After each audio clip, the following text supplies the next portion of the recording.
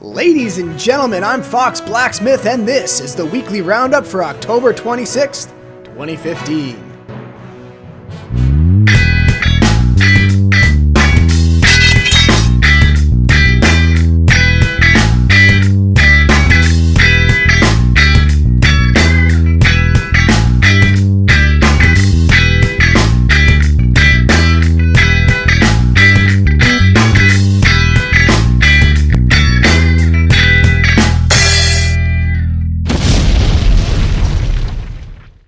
So when is it a good idea for employees to post reviews for their own company's game?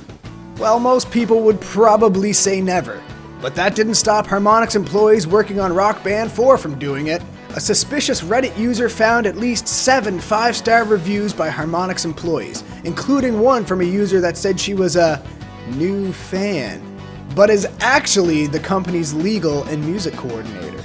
Others include a project manager, consultant, and a senior designer who also gave the game top marks. Harmonix confirmed to Destructoid that employees did in fact post the reviews, but they stated, "We believe they were sincere and without ill intention." They also stated, quote, "As a studio, we don't believe these are appropriate actions," and asked the employees either identify themselves or take down the reviews.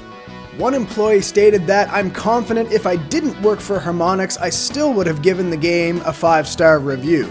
However, he's not actually allowed to do that by Amazon rules, and some of the Redditors pointed out it's odd that so many Harmonix employees put them up independently. Suspicious? I think so. Now, it's important to note that the game has actually received decent notices by users and critics alike. Still, there's a lot riding on it, especially for Mad Catz, the company that co-publishes the game and makes a guitar and drum controller.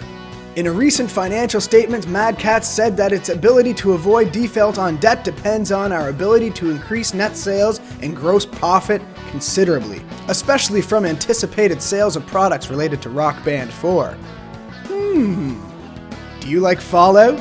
Do you like beer? Well, there's a chance you might like the Venn diagram intersection of these two interests. Fallout beer, which, unlike Nuka-Cola, is actually a real thing.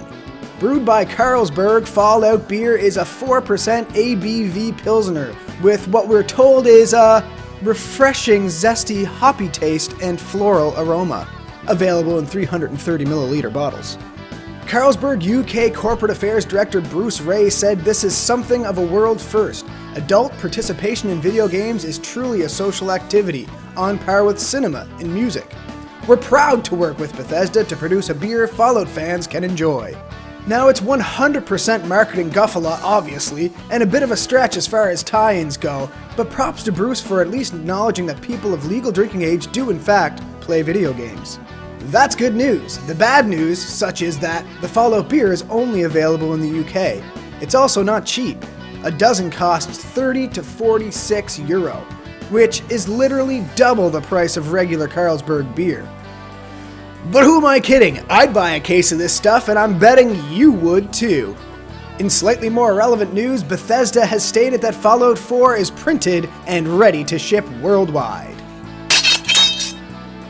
Well, it's official! WB has finally announced that Arkham Knight will re-release for PC on October 28th. And I don't mean to toot my own horn here, but I do recall predicting a re-release date of Halloween, October 31st. And some might say, well, Fox, technically you were wrong. And I say, no, just give me this one here, guys, it's really close. I need this win. I need it.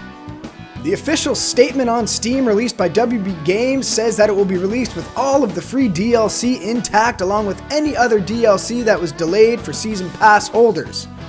Which, to be fair, is what we expected.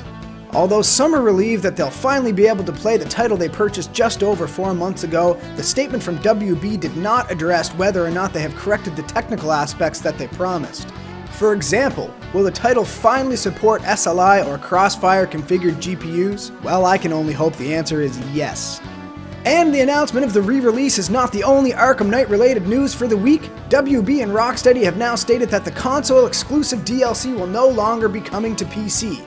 Now, I hate to be that guy, but this is a blatant case of consumer misdirection, as both companies have stated that the exclusive DLC was in fact timed and would be releasing on all platforms in fall of 2015. Well, last I checked, it's fall 2015, so where's my content? So to sum up that rant, the game will be available on Steam once again beginning at 10 a.m. PST on October 28th.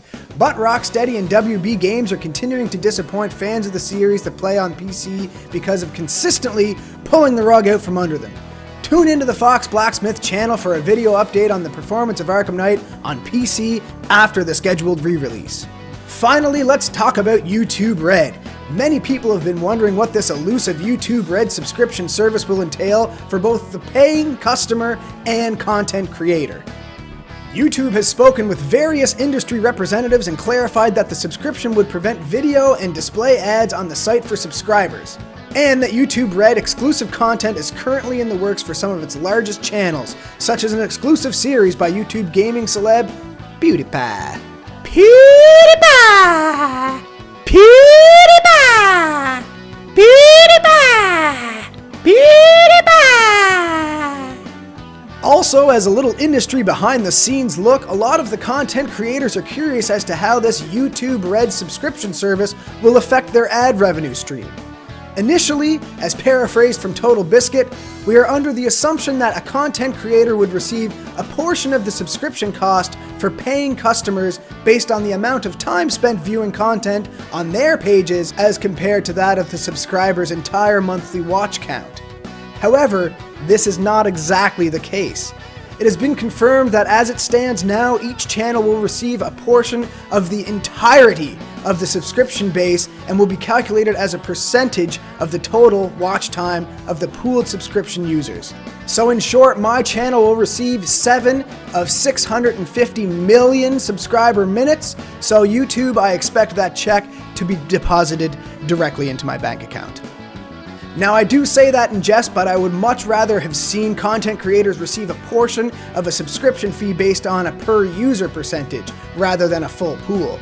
This way, the smaller channel that may only have a few YouTube Red subscribers watching their content would still receive a reasonable portion of the revenue for those viewers. So let me know in the comments below what you think. Will you pay a $9.99 premium to have an ad-free YouTube environment with a small amount of exclusive content just for you? Sound off in the comments section below and let me know.